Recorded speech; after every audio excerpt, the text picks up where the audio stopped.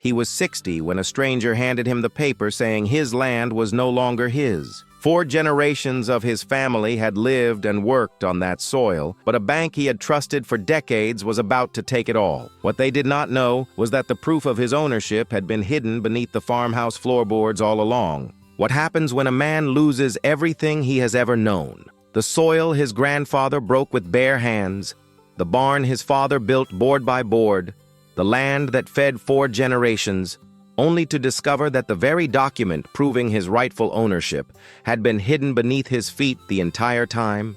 This is the story of Elias Beaumont Crawford, born on March 14, 1963, in Harlan County, Kentucky. A man who, at the age of 60, was told by a bank he had trusted for 37 years that his family's land was no longer his. A man who was handed a foreclosure notice on a Tuesday morning in October and told he had 30 days to vacate 412 acres of Crawford land that had been Crawford land since 1891. What the bank did not know, what no one knew, was that beneath the floorboards of the original Crawford farmhouse, wrapped in oilcloth and sealed with candle wax, his grandfather, Thomas Elias Crawford, had hidden a deed of land grant recorded in the Harlan County Clerk's office on September 2, 1891.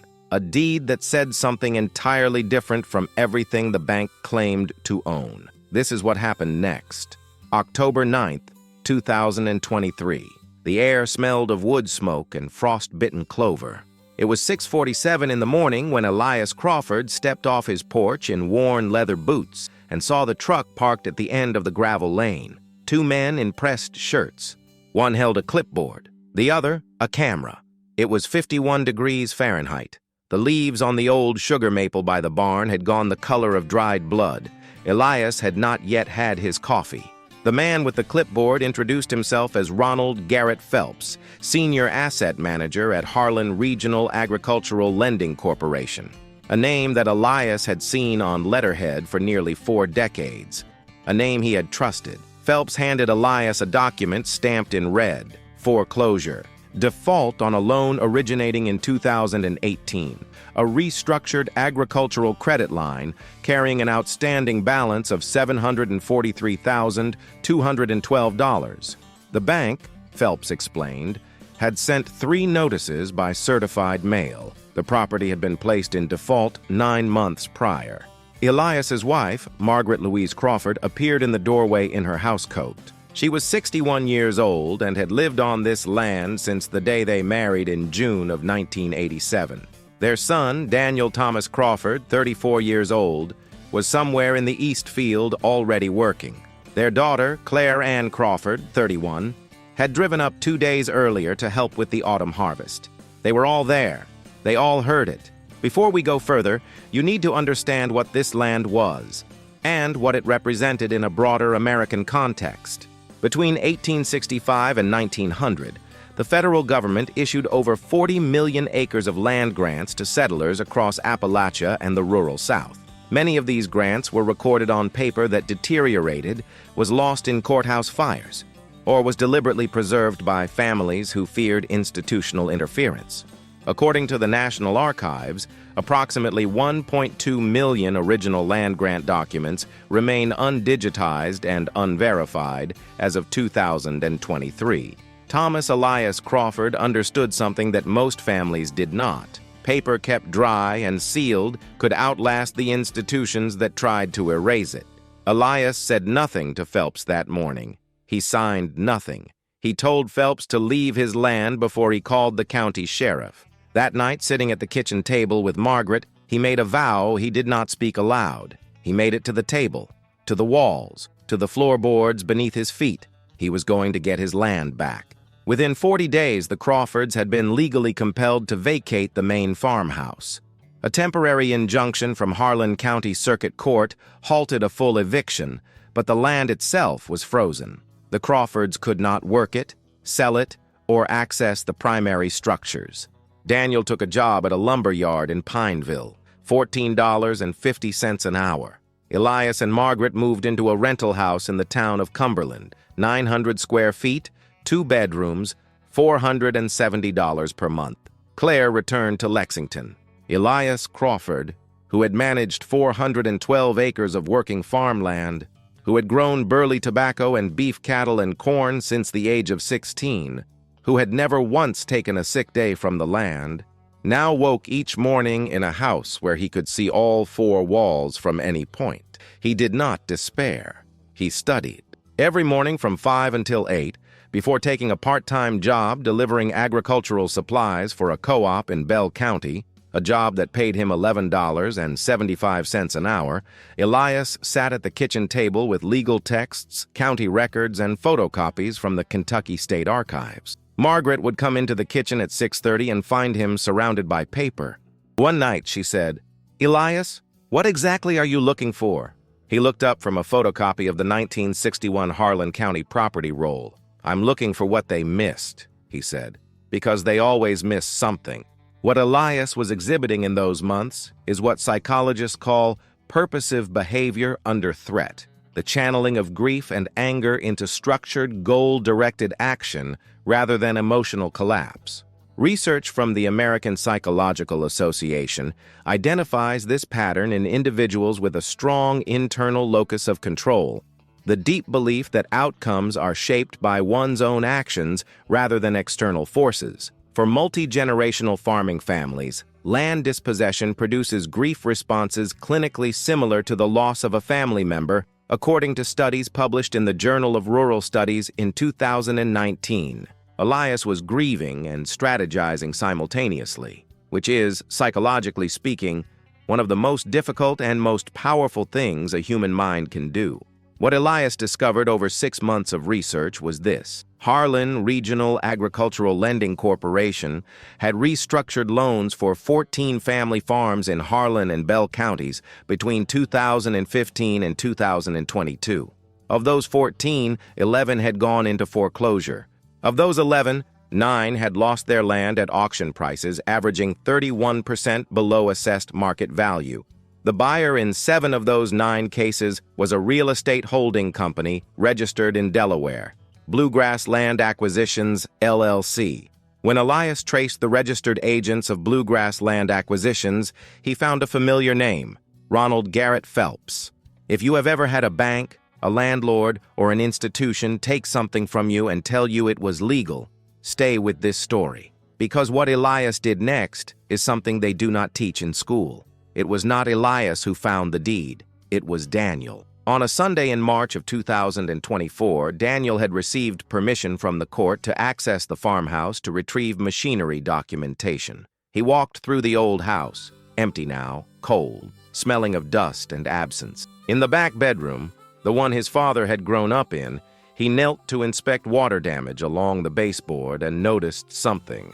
A floorboard, third from the wall, slightly higher than the others. Nails that had been reset at some point, decades ago. He pried it up with a flathead screwdriver. Inside the cavity, a sealed oilcloth bundle.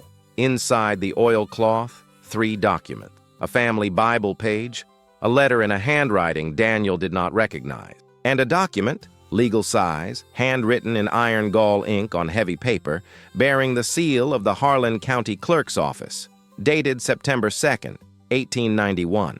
It was a fee-simple absolute deed of land grant covering the original 438 acres of Crawford land, 26 acres larger than the parcel currently in dispute. It named the grantee as Thomas Elias Crawford, and it bore the signature of the county clerk and 2 witnesses. It had been properly recorded, and it had never been superseded, transferred, or legally extinguished. Elias held the document for 45 minutes before he spoke. Then he called a lawyer. Here is something worth pausing on. According to the National Conference of State Legislatures, a properly recorded fee-simple absolute deed in Kentucky cannot be extinguished by mortgage foreclosure on improvements financed after the original grant date, unless the original title holder has explicitly subordinated the underlying deed to the lending instrument. In plain terms, you cannot foreclose on land that was never legally collateralized under the loan in question. The Crawford loan of 2018 had used the farmhouse and outbuildings as collateral, not the underlying land grant. The bank had foreclosed on a structure. It had never legally held the land itself. Attorney Catherine Renee Holloway of Harlan, Kentucky, specializing in property and estate law, reviewed the documents within 48 hours.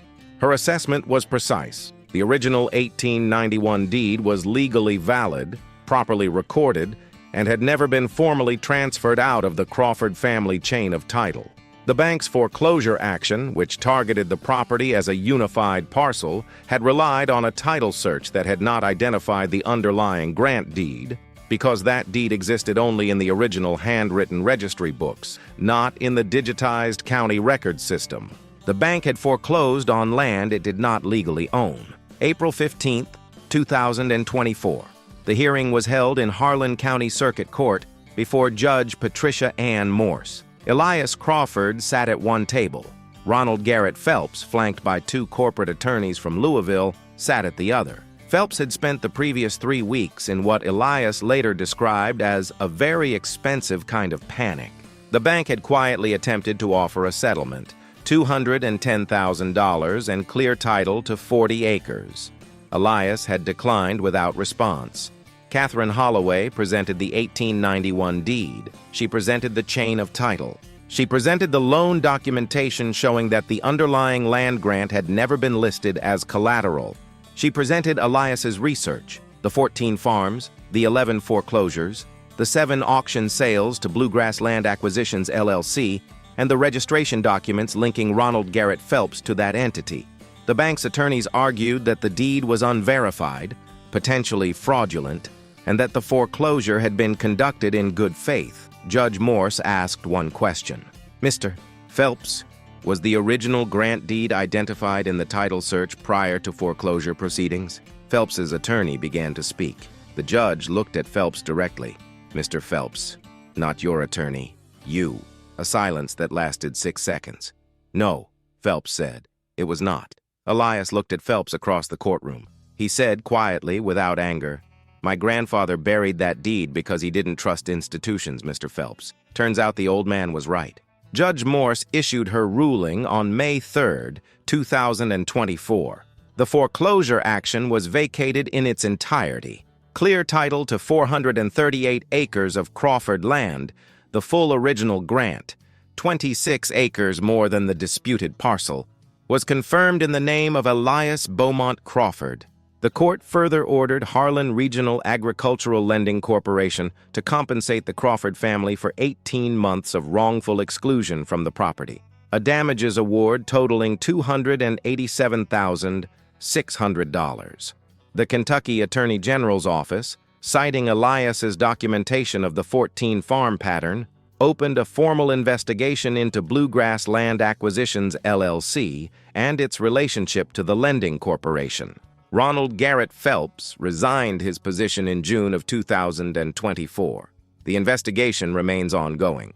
On June 9, 2024, the day before Elias and Margaret's 37th wedding anniversary, the Crawford family walked back through the door of the farmhouse. Daniel took his father's position managing the East Fields.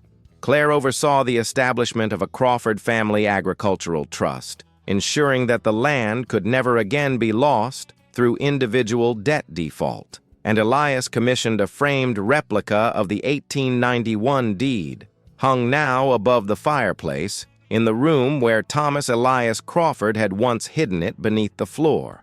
The original is in a fireproof safe. A certified copy is filed with the Kentucky Secretary of State. This story echoes structures found in everything from the Book of Job to John Steinbeck's East of Eden, stories about land, inheritance, and what survives when everything else is stripped away. But what makes it genuinely instructive is not the courtroom drama. It is the floorboard. Thomas Elias Crawford, born sometime around 1865 in Harlan County, did not trust banks. He did not trust institutions. He did not trust that paper kept in offices would survive the interests of the people who ran them. So he did what people without institutional power have always done. He preserved what he could, where he could, and trusted that someone, someday, would know to look. The question this story leaves us with is not whether Elias was lucky or clever. He was both. The deeper question is this: how many other families are living on land they rightfully own without knowing it? because the document that proves it is still under the floor and beyond property. What have we been told we have lost, that we have not actually lost? What have institutions claimed belongs to them simply because they understood the paperwork better than we did? Elias Crawford spent 60 years on land that was always his. He simply had to prove it. What is the story of your family's land? Where did your people put down roots? And what did they leave behind? Tell us in the comments. We read everyone, and if this story found you at the right moment, share it. Someone you know may need to hear it. Oh, before you go, if this video made sense to you, subscribe to the channel. This helps YouTube deliver this content to even more people. Also, leave your like. It's essential for our growth here on the platform. And if you want to support us even more, Super Thanks is right below and helps directly with the production of new content. Comment here where you're from. And thank you for watching us until the end. See you in the next video.